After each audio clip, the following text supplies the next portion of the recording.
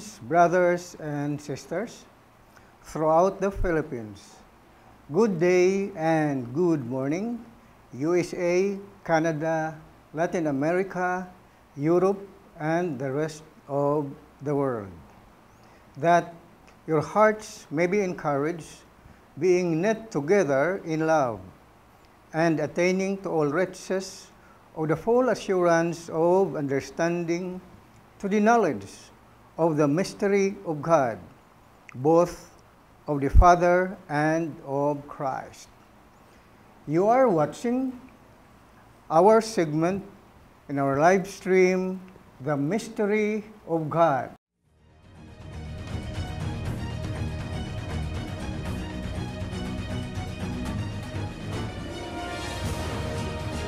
Jesus' name is the Father's name.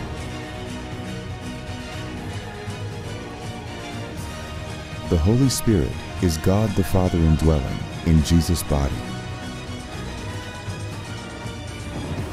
One God, the Holy One, the Lord, Jesus Christ. You are watching the mystery of God.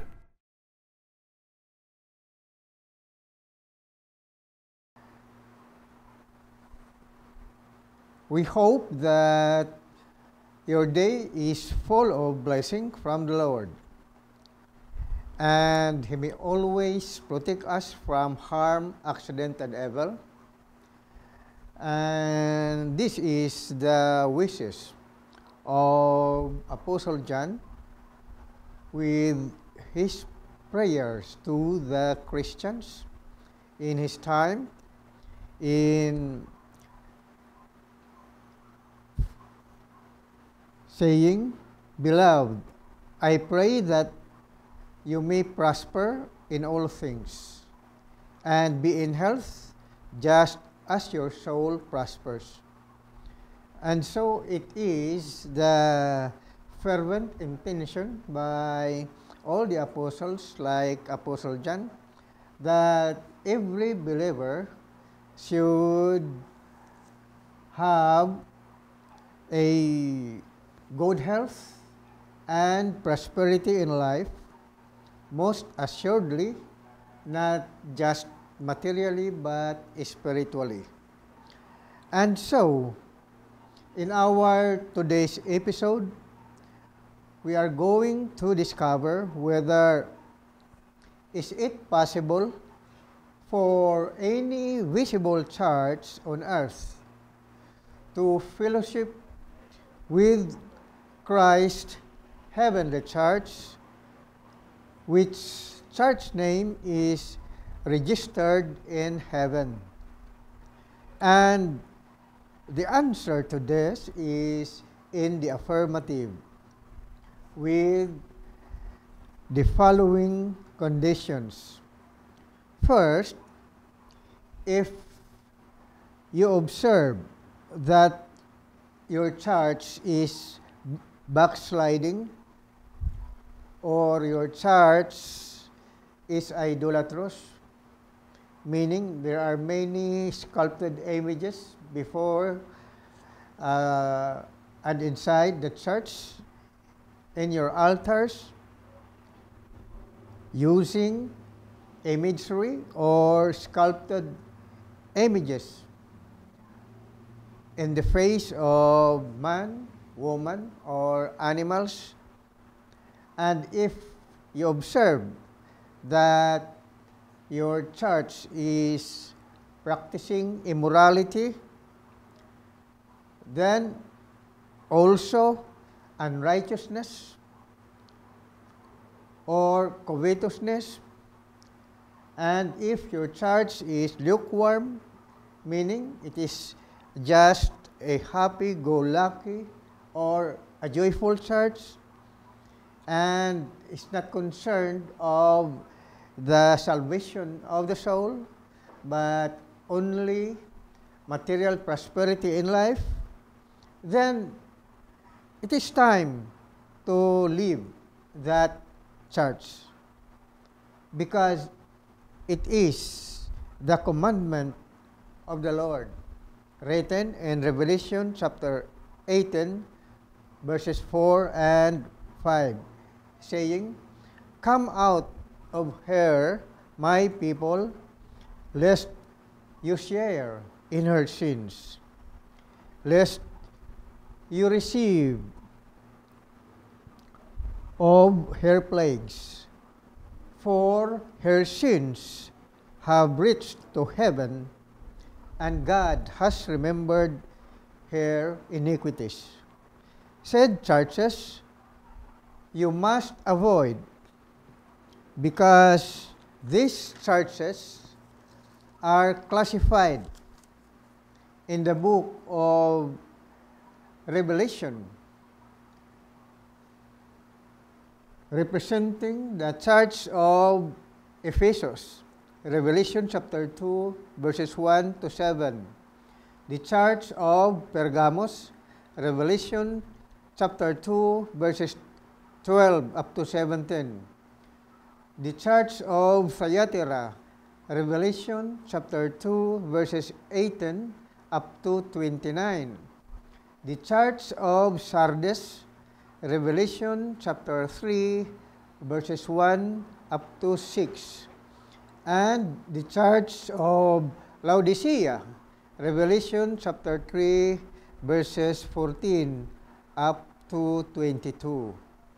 All those mentioned churches who are found here on earth, who practices backsliding, idolatry, immorality, imperfectness, or covetousness, and lukewarm or easygoing churches, so you must really come out or avoid being members of that church, because their head of the church, their head pastors or their head ministers or their archbishops were being warned by the Lord Jesus Christ to repent and return to God. And their wicked ways must be stopped, so that the members should not be also be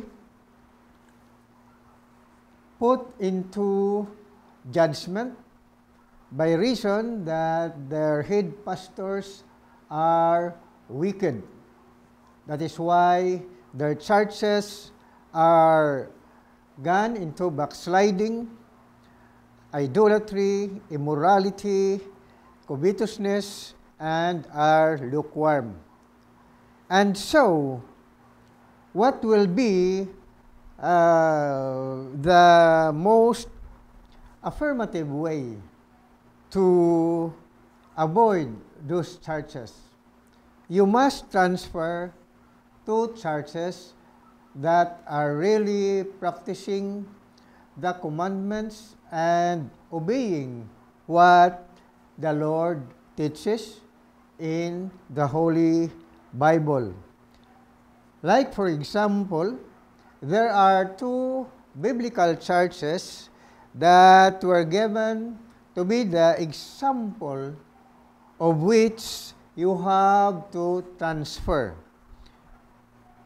These are the Church of Smyrna, which is a faithful church, and the Church of Philadelphia, which is a very persevering and patient church.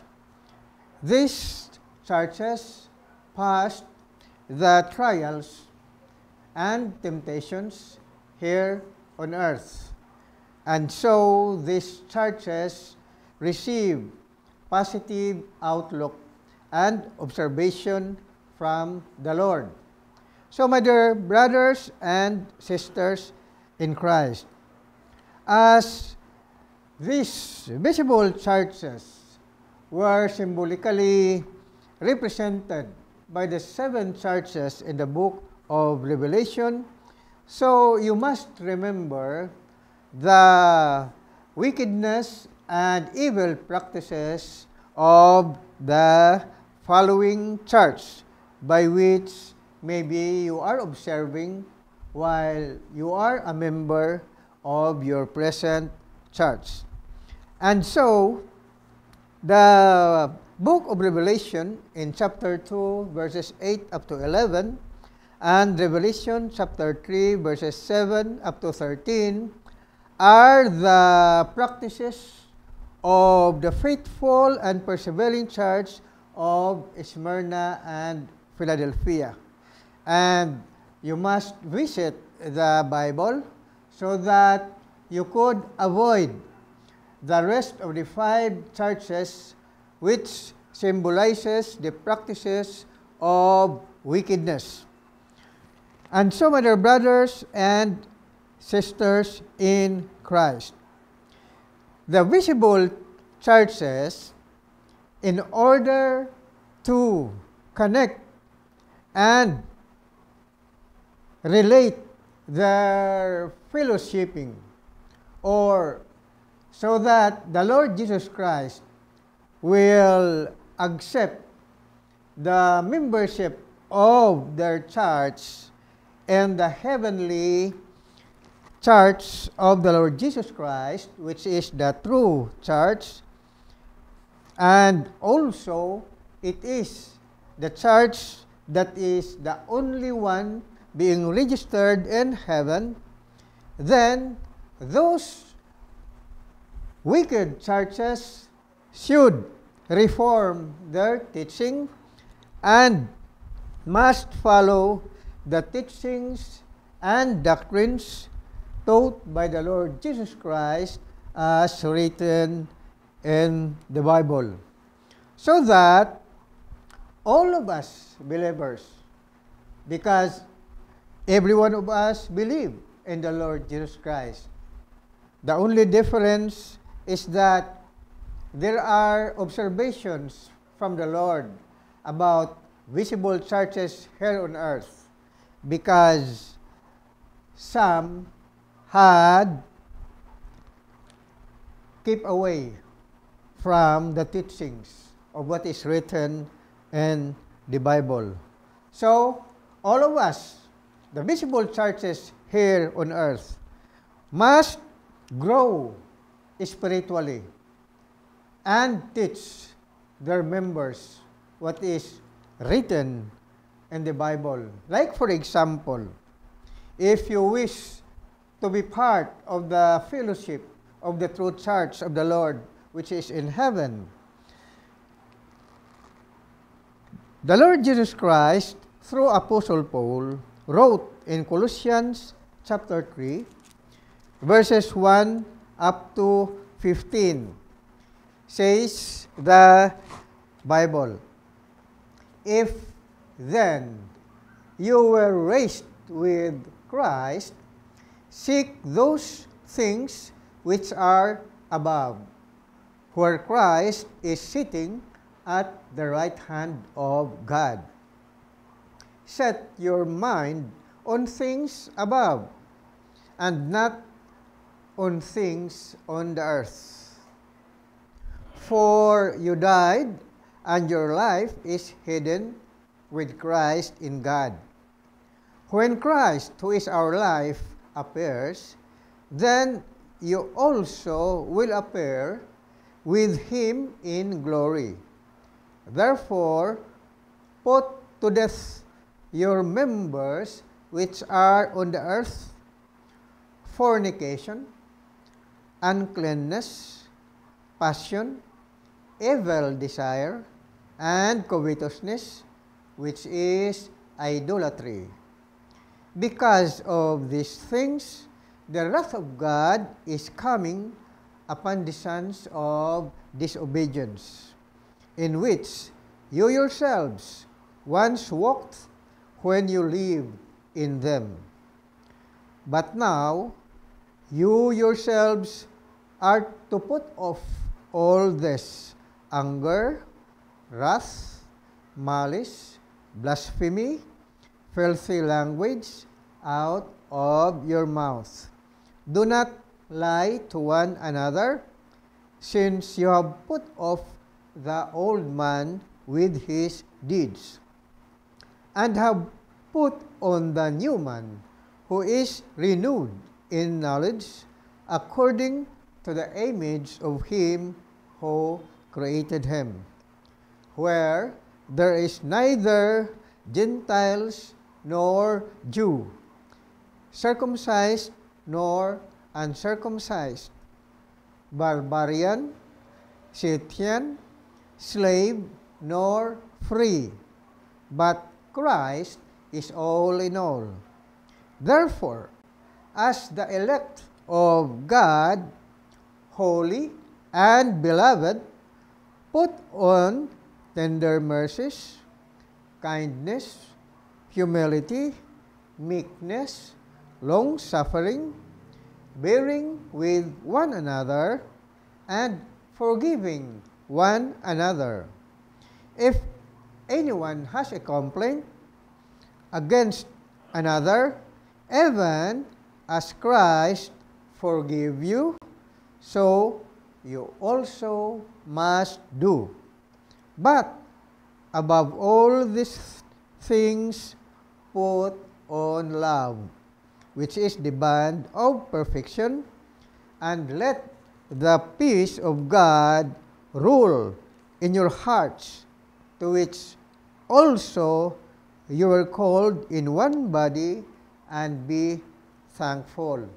So, my dear brothers and sisters in Christ, if you are still in your church which practices against the commandments of God, especially what we have just read in Colossians chapter 3, verses 1 up to 15, Apostle Paul encourages every believer to live a peaceful and growing spiritual life, so that our thoughts should be focused above where the Lord Jesus Christ is now.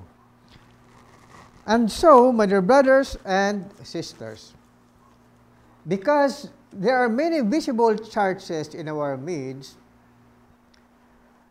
and in your observation that they do not really practice what is written in the Bible, then the visible church should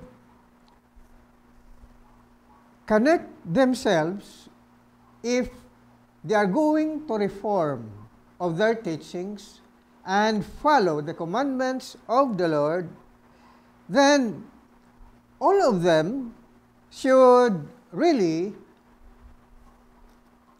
encourage the members of the church to avoid all the practices of wickedness, iniquity, and any kind of sinfulness by which what is written, if we are going to read in Galatians chapter 5, verses 19 up to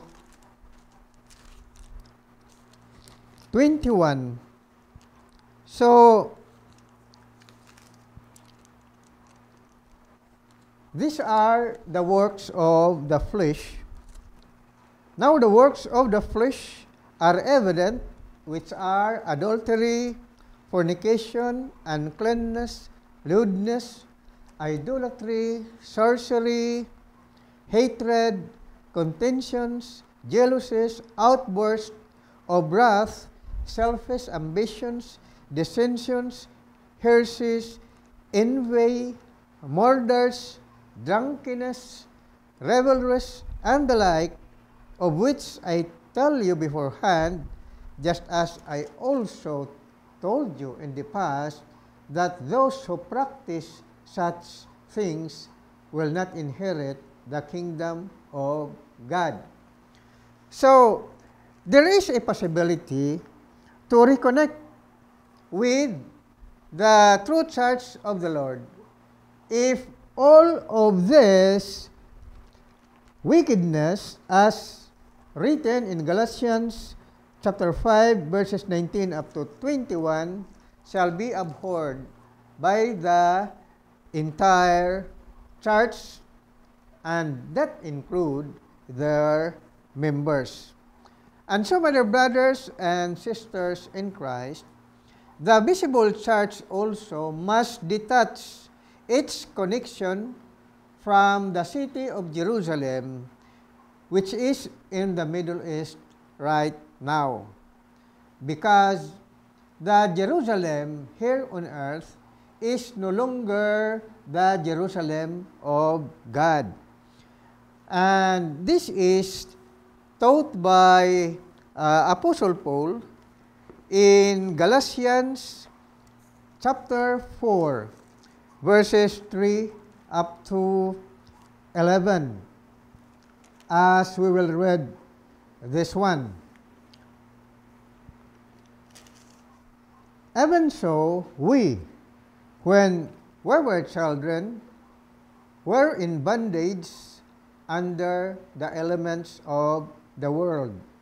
But when the fullness of the time had come, God sent forth His Son, born of a woman, born under the law, to redeem those who were under the law, that we might receive the adoption as sons. And because you are sons, God has sent forth the Spirit of His Son into your hearts, crying out, Abba, Father. Therefore, you are no longer a slave, but a son. And if a son, then an heir of God through Christ. But then indeed, when you did not know God, you served those which by nature are not God's. But now after you have known God, or rather are known by God, how is it that you turn again to the weak and beggarly elements to which you desire again to be in bondage? You observe days and months and seasons and years. I am afraid for you, lest I have labored for you in vain.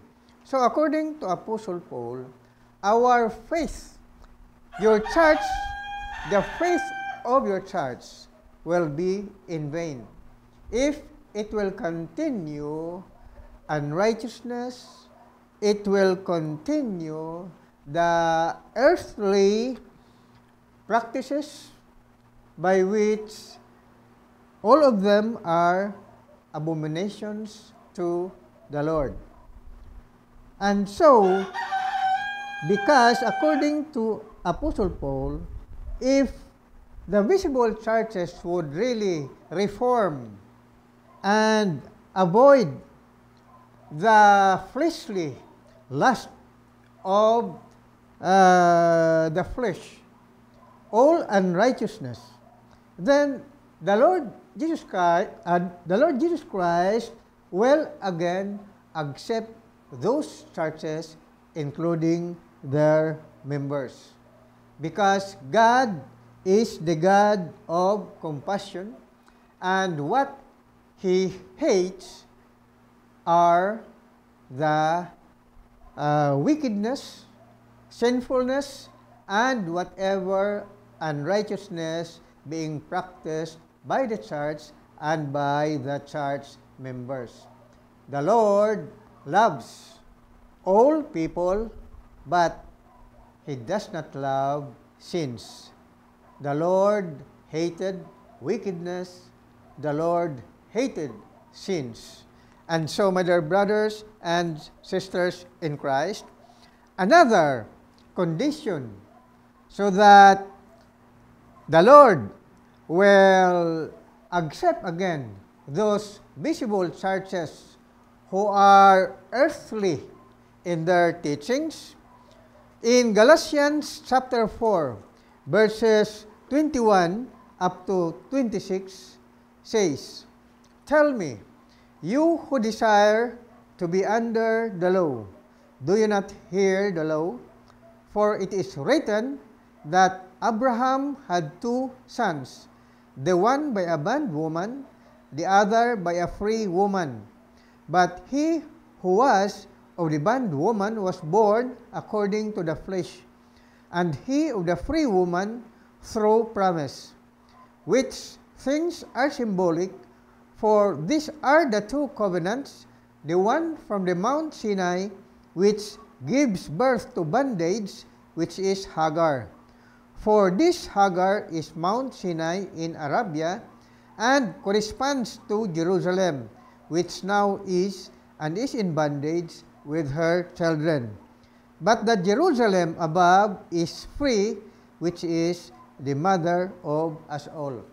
So, according to the Bible, this is really very understandable to our present time, because many people really believe that the city of Jerusalem in the Middle East is still the acknowledged city of God, which is not the case.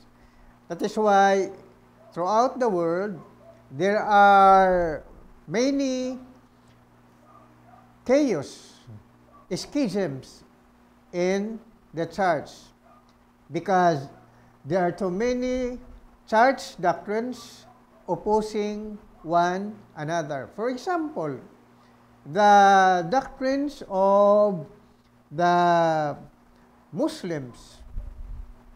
In the Bible, their ancestors was also Abraham, who is also the ancestor of the Jewish people.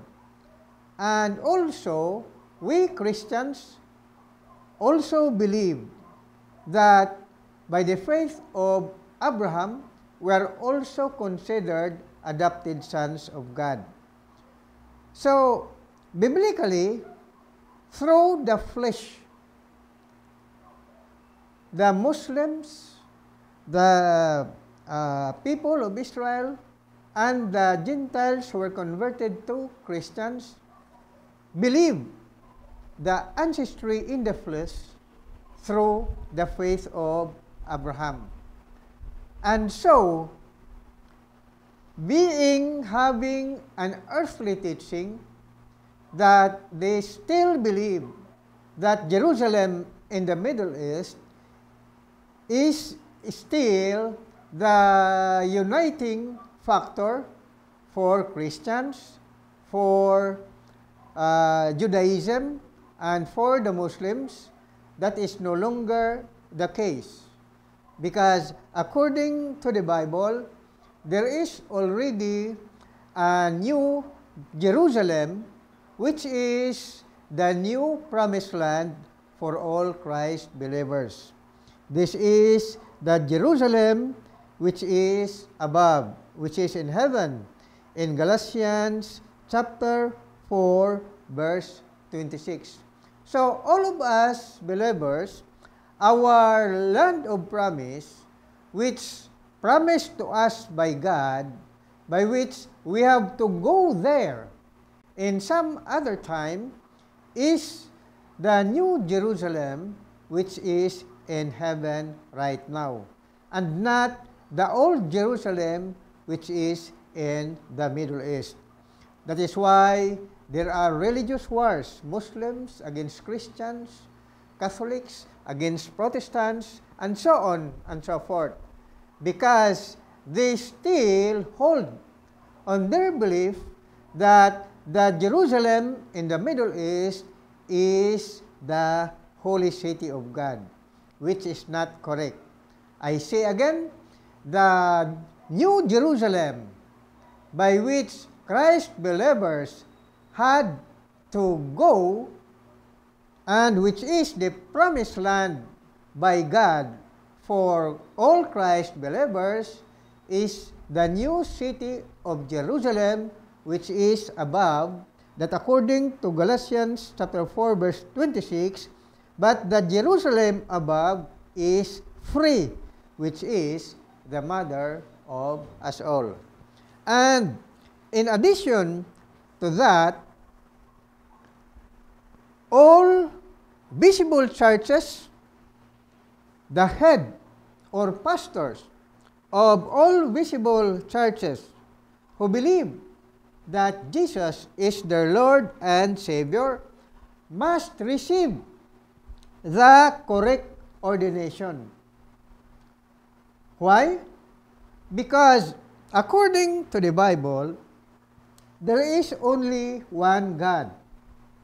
And God is the one who ordains for all preachers in order to preach the gospel written in the Holy Scriptures. Who is this one God? According to 1 John chapter 2, verse 20,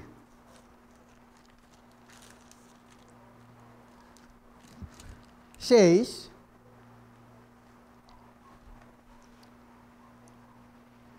but you have an anointing or you have an ordination from the Holy One, and you know all things.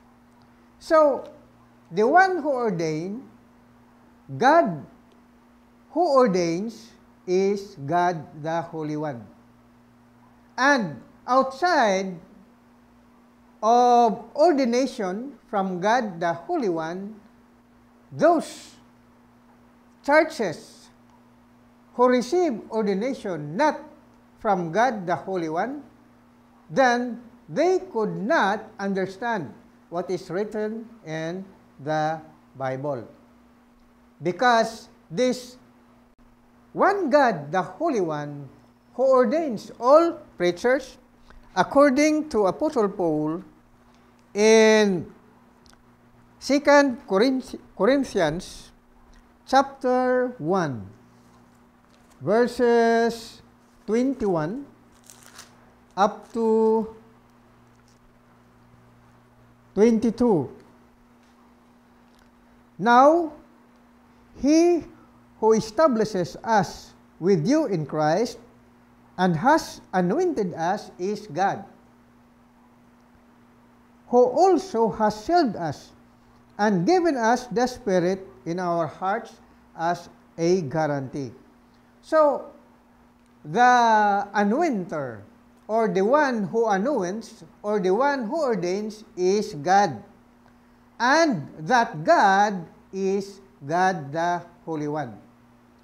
And therefore, my dear brothers and sisters in Christ, what was the ordination of the other churches? We know that a majority of the Christian churches today are Trinitarians. And the God they believe is God the Holy Trinity. Other Protestants teaches that they believe in the triune God. It is similar to that of the Holy Trinity God. And so it is very strictly taught in the Bible that the one who received the true ordination, he must be ordained by one God, the Holy One, and not by God, the Holy Trinity. Because there is no Trinity God in the Bible. What is written is God, the Holy One. I'll give you the verse. 2 Corinthians chapter 1, verses 21 and 22, and 1 John chapter 2, verses 20. And so, many pastors today and even bishops or even ministers do not really know the hidden meaning of the Godhead.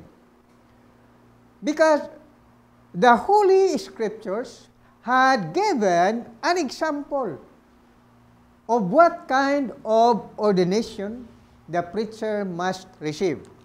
For example, the Lord Jesus Christ is the Anointed One. Why is He called the Anointed One? Because before He preached the gospel of salvation, the Holy Spirit, who is God the Father, descended from heaven, and it abides in the body of the Lord Jesus Christ. That is called anointing. That is the manner of ordination received by the Lord Jesus Christ. So that the one who anointed the Lord Jesus Christ was the Holy Spirit, who is God the Father. And so the Holy Spirit, who is God the Father, who indwells in the body of the Lord Jesus Christ, is the one who anointed Christ.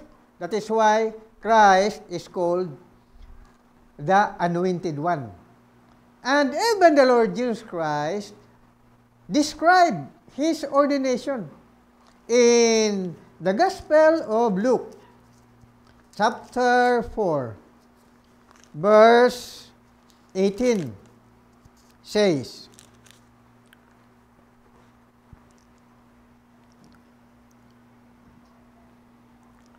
or we'll start in verse 16. So Jesus came to Nazareth, where He had been brought up, and as His custom was, He went into the synagogue on the Sabbath day and stood up to read. And He was handed the book of the prophet Isaiah.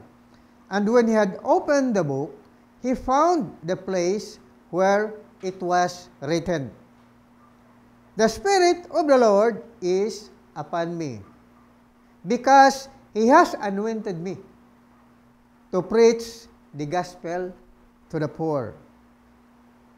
He has sent me to heal the brokenhearted, to proclaim liberty to the captives, and recovery of sight to the blind, to set at liberty those who are oppressed, to proclaim the acceptable year of the Lord."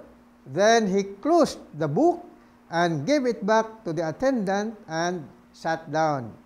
And the eyes of all who were in the synagogue were fixed on Him. And He began to say to them, "Today the Scripture is fulfilled in your hearing." So, let us study what we had just read, my dear brothers and sisters in Christ. Before the Lord Jesus Christ read the Bible, the Holy Bible, which is the book of Prophet Isaiah, He was already anointed at the time of baptism in Jordan River. When John the Baptist baptized Jesus, it was also that time when the Holy Spirit, who is God the Father, descended from heaven and indwells in His body. That is why the Lord Jesus had read in verse 18, "The Spirit of the Lord is upon me." Why? Because this is also the fulfillment of the prophecy by Prophet Isaiah in Isaiah chapter 61, verse 1. This is the particular prophecy for Jesus, so that He will receive the ordination from God the Father. Isaiah chapter 61, verse 1 up to verse 2. I'll read this one. The Spirit of the Lord God is upon me, because the Lord has anointed me to preach good tidings to the poor. He has sent me to heal the brokenhearted, to proclaim liberty to the captives, and the opening of the prison to those who are bound, to proclaim the acceptable year of the Lord, and the day of vengeance of our God, to comfort all who mourn. This Isaiah chapter 61, verses 1 and 2, is the same word of prophecy which the Lord Jesus Christ read before the synagogue of the Jewish people. He was handed the book of the prophet Isaiah, and the Lord Jesus Christ read exactly the verse in Isaiah chapter 61, verses 1 and 2, with almost verbatimly similar in the Gospel of Luke chapter 4, verses 1 up to verses 18. Verses 18 up to 21. Verses 18, the Spirit of the Lord is upon me. This is in verse 18 of Luke chapter 4. I will read verse 61 of Isaiah 6 of prophet Isaiah. Says, the Spirit of the Lord God is upon me, because the Lord has anointed me to preach good tidings to the poor. He has sent me to heal the brokenhearted, to proclaim liberty to the captives, and the opening of the prison to those who are bound. And we are going to read the exact prophecy fulfilled in the book of Isaiah, fulfilled by Jesus. In Luke chapter 4, verses 18 up to 21, says, the Spirit of the Lord is upon me, because He has anointed me to preach the gospel to the poor. He has sent me to heal the brokenhearted, to proclaim liberty to the captives, and recovery of the sight to the blind, to set at liberty of those who are oppressed, to proclaim the acceptable year of the Lord. Then he described, in closing the book, says in verse 20 and 21, then he closed the book and gave it back to the attendant and sat down, and the eyes of all who were in the synagogue were fixed on him. And he began to say to them, today the scripture is fulfilled in your hearing. So, this is the beauty of knowing the prophecy written in the Bible, my dear brothers and sisters in Christ. Because no one could preach or understand the Word of God if he is not anointed, or if he is not ordained by the true God. The true God is God the Holy One. And, excuse me,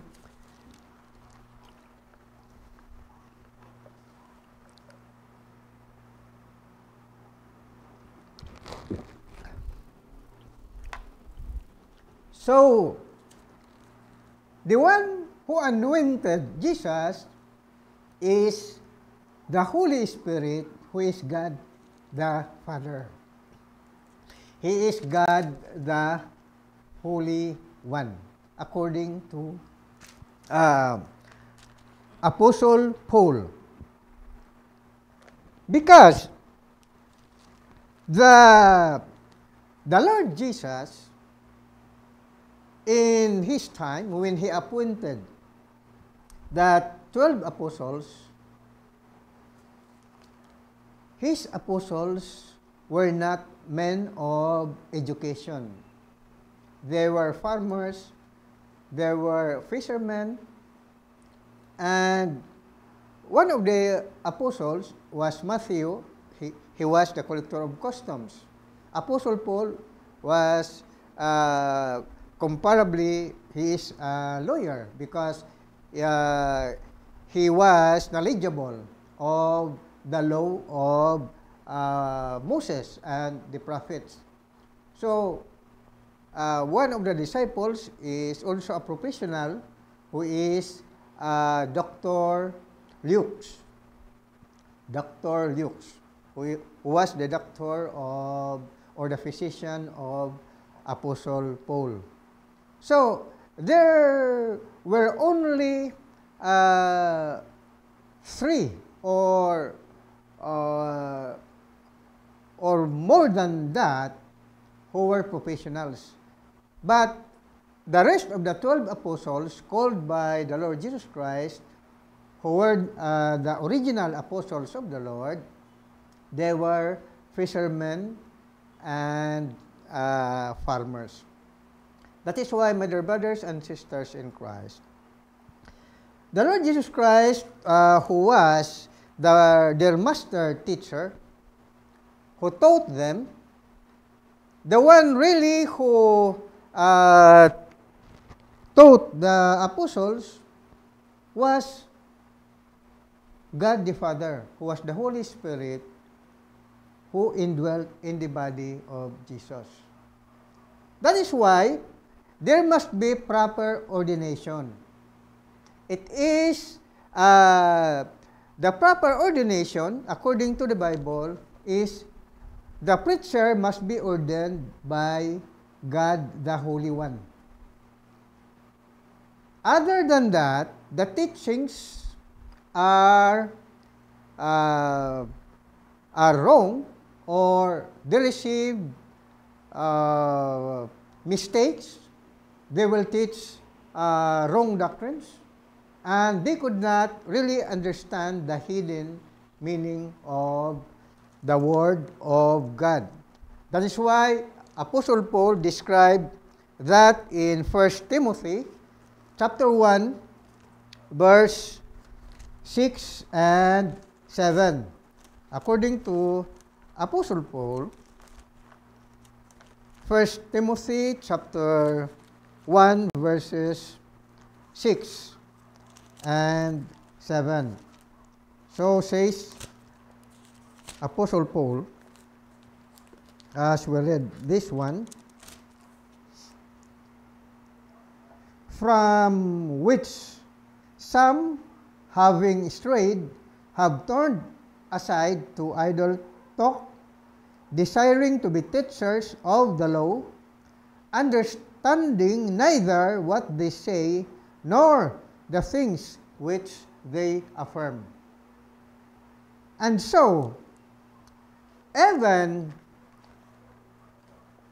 some pastors today or some preachers today had studied and finished the pastoral course or the bachelor in theology or philosophy, and then study in the master's degree in divinity, the MDiv, or the DD, or the Doctor of Divinity. Still, the knowledge and wisdom those people have are the knowledge of men and not of God.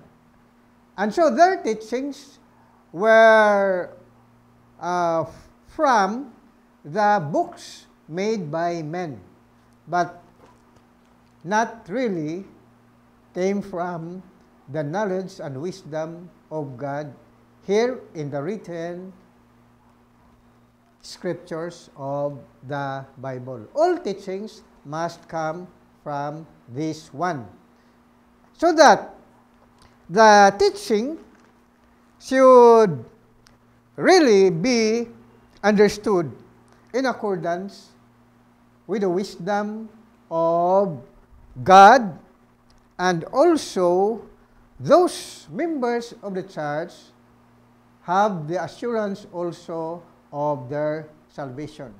Imagine if they believe the wrong doctrine about the divinity. So, while these people, the Trinitarians, are teaching the different God, these professors in the Bible schools or their pastors who finished the courses in pastoral ministry or in theology, the same, their knowledge and wisdom of study are not of God but of men. So that while we are reading these verses from the Bible, in this case, what we are going to do is that we must believe that the Lord Jesus Christ is open to everyone.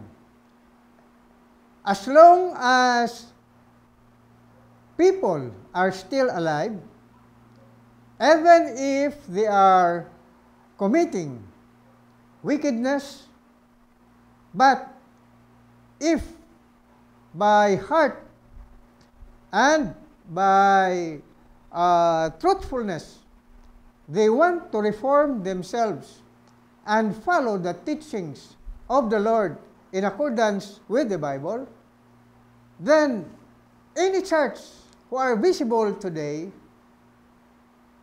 could be positively be received again by the Lord through fellowshipping in the true church which is now in heaven, with the condition that they have to repent and reform their wrong teachings. So that another requirement for the visible church to have connection and fellowship with the true church of the Lord, which is registered in heaven, is that visible churches must believe and also must teach their members that the Jerusalem on earth, which is in the Middle East, is not really the Jerusalem for the Christians. According to Apostle Paul, we must always teach that all Christians must believe that their land of promise is the new city of Jerusalem, which is in heaven. Hebrews chapter 12, verses 22 up to 23 says,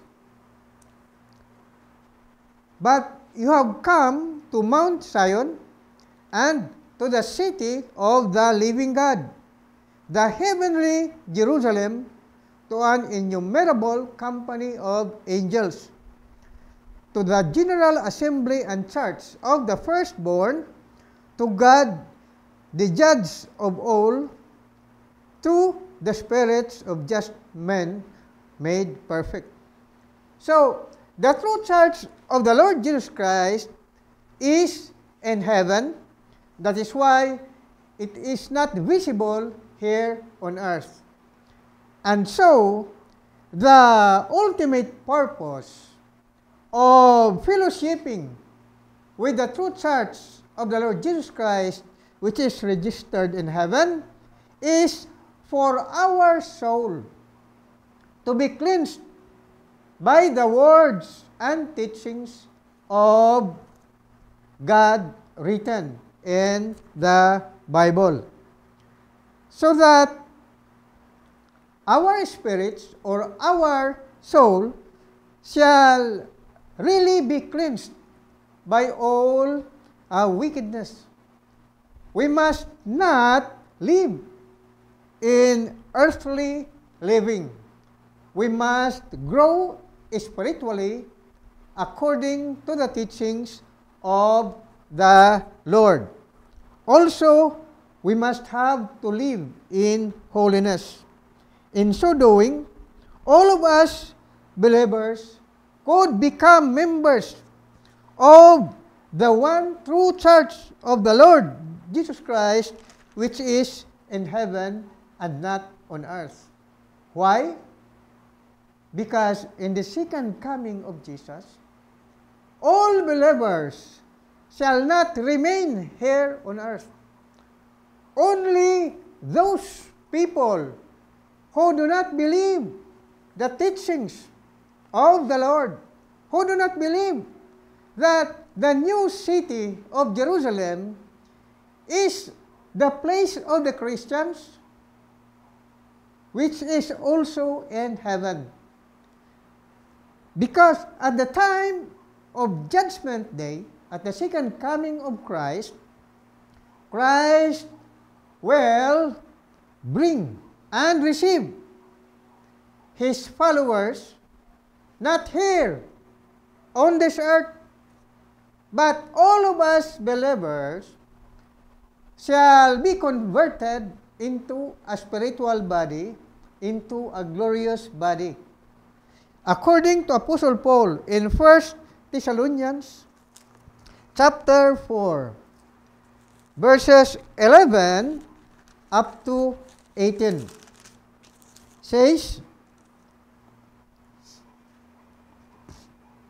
that you also aspire to lead a quiet life, to mind your own business, and to work with your own hands as we commanded you, that you may walk properly toward those who are outside, and that you may lack nothing. But I do not want you to be ignorant, brethren, concerning those who have fallen asleep, meaning concerning those who had already died, lest your sorrow as others who have no hope.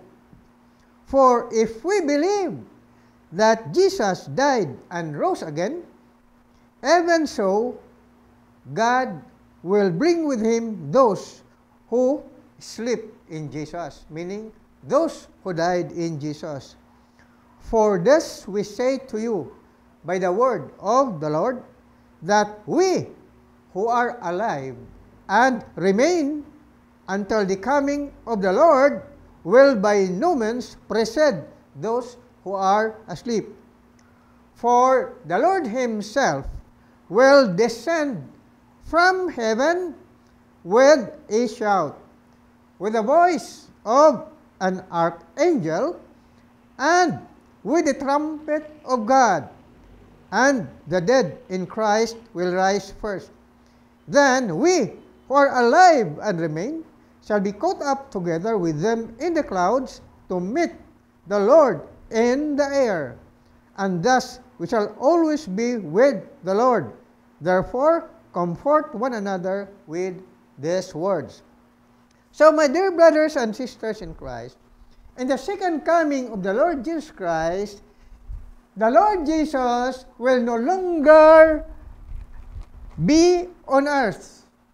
He shall remain on up there in the sky.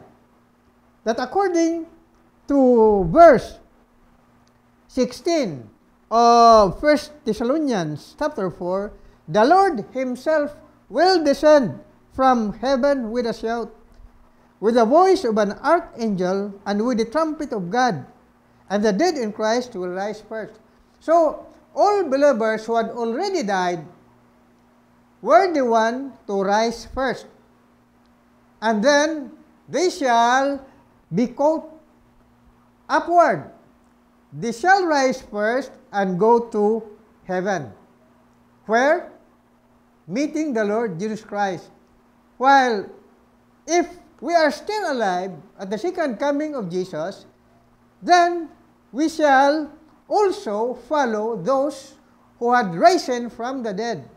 But because we are still in our fleshly body, the Lord will change our physical body into a spiritual body.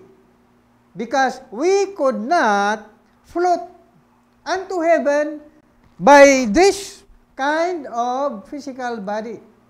So, the Lord will change our body into a spiritual and glorious body so that we shall float, all of us, then go upward unto the clouds where the Lord Jesus is waiting. In verse 17, then we who are alive and remain shall be caught up together with them in the clouds to meet the Lord in the air. So, the second coming of the Lord Jesus Christ, He will no longer step on the ground here on earth. Those who believe that Christ is their Lord and Savior, we must believe that the Lord Jesus will no longer step His feet on the ground here on earth. He shall be waiting all Christ believers there along the clouds. In verse 17, then we who are alive and remain shall be caught up together with them in the clouds to meet the Lord in the air. So the Lord and all of us shall be caught up. We shall all float because we are already in a spiritual body, and the Lord Jesus, who are in the clouds, will meet us, all of us, so that all believers said, we shall meet the Lord in the air, and thus we shall always be in the Lord. That is already the life everlasting. Because if your teaching, because there are many group of religions today who teach that the earth will not burn. The earth will still remain, and the earth will not change. So that all believers in that religion shall remain here on earth, and they shall be the owners of this earth. So that is an earthly teaching. But the teaching of the Lord Jesus Christ, we have a place in heaven, which is the New Jerusalem, by which the Lord will wait us in the air, so that all of us shall float into the air where Jesus is. We are caught along with them in the clouds, and we shall live forever and ever in the Lord. Good evening, my dear brothers and sisters in Christ. Hope you shall be here with us in our live stream, and thank you very much for engaging with us in the future. And so we pray always that God will give us ample understanding of the written word of God. Good evening. This is Pastor Absalon Rabadon Jr. preaching from the Philippines. Praise God. Alleluia. Alleluia. Alleluia. Amen and amen. Thank you for joining us in the journey to uncover the profound truths of the mystery of God. As we have explored today, the Bible reveals that God alone is holy, the sovereign creator, set apart from human understanding and traditions. Our prayer is that you leave this segment with a deeper conviction to seek the truth and grow in your relationship with one true God, the Holy One. Remember, it's not tradition that saves. It's knowing and embracing the truth, the true identity of God as revealed in His Word. Challenge yourself to dig deeper, question the norms, and seek the divine truth that transcends human perception. If this teaching has blessed you, we encourage you to share it with others. Help spread the truth by liking and sharing this video. Be sure to follow us on Facebook and subscribe to our YouTube channel to stay updated on future teachings, exhortations, and inspirational content. Together, let's continue unveiling the mysteries of God's Word. God bless you, and may His truth guide your path. Amen.